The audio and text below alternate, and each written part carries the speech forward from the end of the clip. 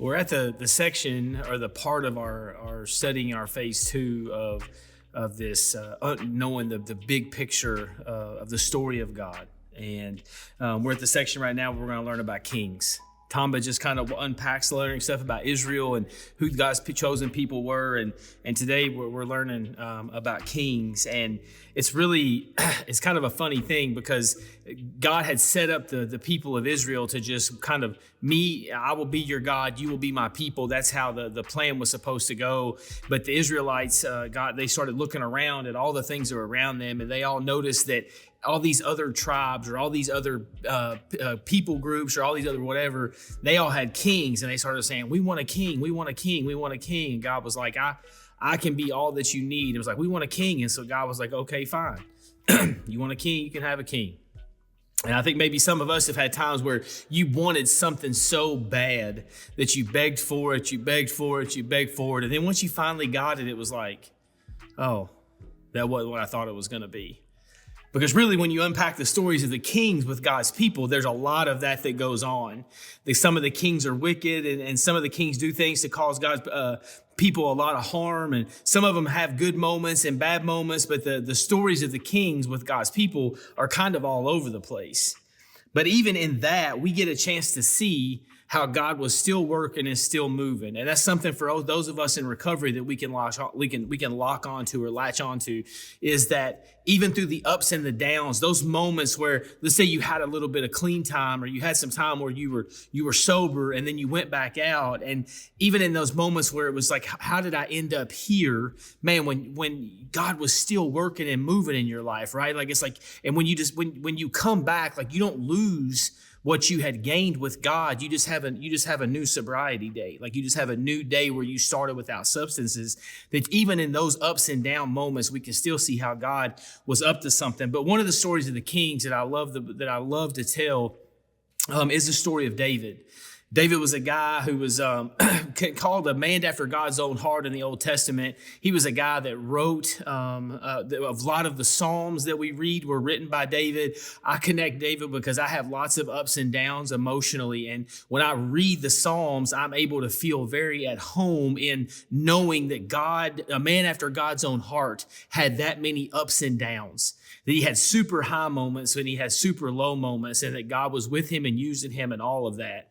But then there's this thing that happens with David where he makes some choices and does some things and does some stuff that, like, pretty scandalous type behavior, like where he decides he wants to have a relationship with another man's wife, and he figures out a way to make that happen. And then like once finds out she's going to get pregnant, he creates this plan to have her husband come home to try to cover up the pregnancy. And then when that doesn't work, he takes it another level where he decides, I'm going to have this guy killed so I can marry her. Nobody will know any of the difference. And man, when you read that, like, those of us in the madness, we did some things like that. Like, we cooked plans and we moved things and we manipulated and we did stuff. And some of us have scenarios like that, maybe that are kind of close to what David was doing. Some of us maybe not so, but all of us have those things that we were trying to manipulate as we tried to fix, manage, and control these things in your life. Or at least this alcoholic and addict did. I did for sure. And so we see David called a man after God's own heart, but there's no way that David was still a man after God's own heart, right? Like, David committed adultery. David committed murder. David did the things to try to cover this up and try to create this fake life. David had this thought of this. I did this a lot of times in my recovery. I would spend a lot of time early on and other times when I was trying to get sober, trying to make you think that I was in good shape. Because if I could make you think I was good, then that's how I felt like I was good. Listening to Brandon Novak's story, he would say, like, I'd change my hair, change my clothes, change my shoes, change my girlfriend, and then everybody would think I was doing fine. And as long as you thought I was doing fine, that's all that mattered. Man, David did the same deal. It was covered up. As long as everybody thinks it's fine, it'll be fine. Well, that title, a man after God's own heart, doesn't just apply to David before he did those things. Because in the New Testament, we're reminded again that David was a man after God's own heart. What in the world could take a man who had done all those things, and he can still be as somebody who loved and pursued God. Man, how is that encouraging for you?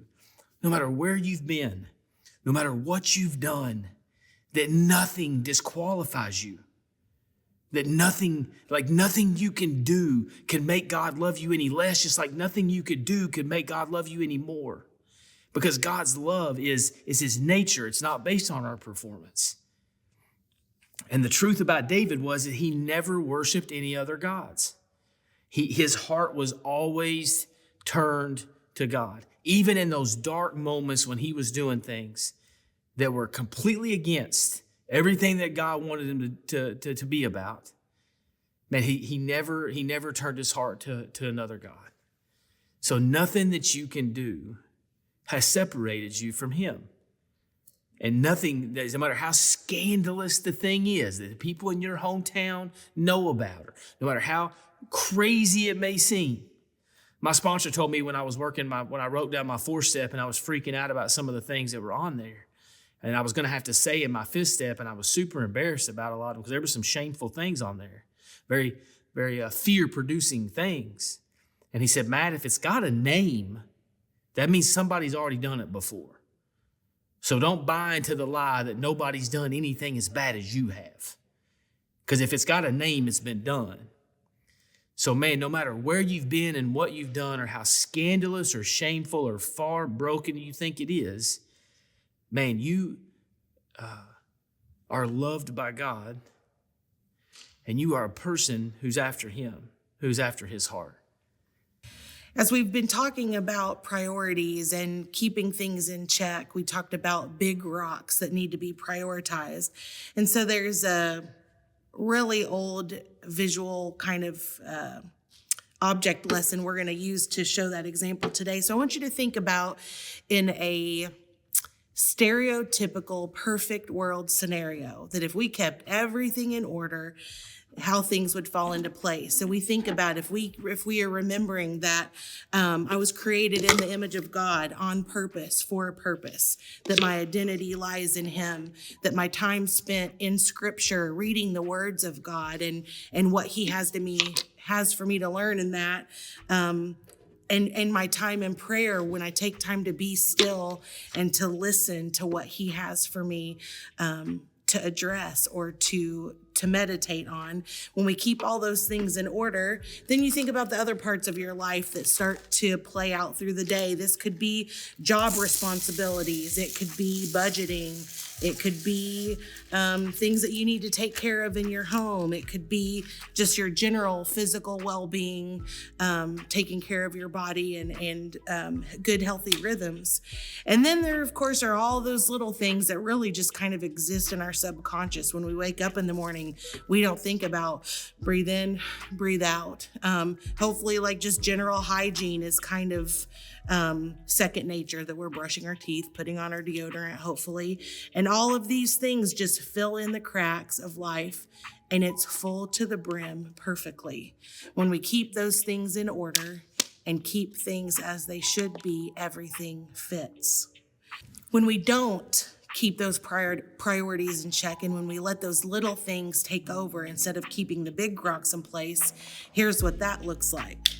We have all of those subconscious things going on in the background, like just our daily hygiene, things that we need to take care of, breathing, getting up and just running through our day. And then we have things that take up just the functional parts of the day, our budgeting and our job responsibilities and things we need to take care of at home. And then when we get to the end, those identity pieces that really matter. We are created in the image of God on purpose, for a purpose. He created us to do good things, but we need to spend time talking with him, and we need to spend time reflecting and praying, reading scripture. It does not fit. Everything is overflowing. It's being pushed to the top, pushing everything out, and it becomes a mess. And it's so important that we take time to reset each day, to keep the main thing, those big rocks priority, as a priority to start our day, to get us going as we should be, not to be legalistic and do things just because we think it's a checklist, but because God created us to work that way. He wants the very best, and He designed us to work at our very best.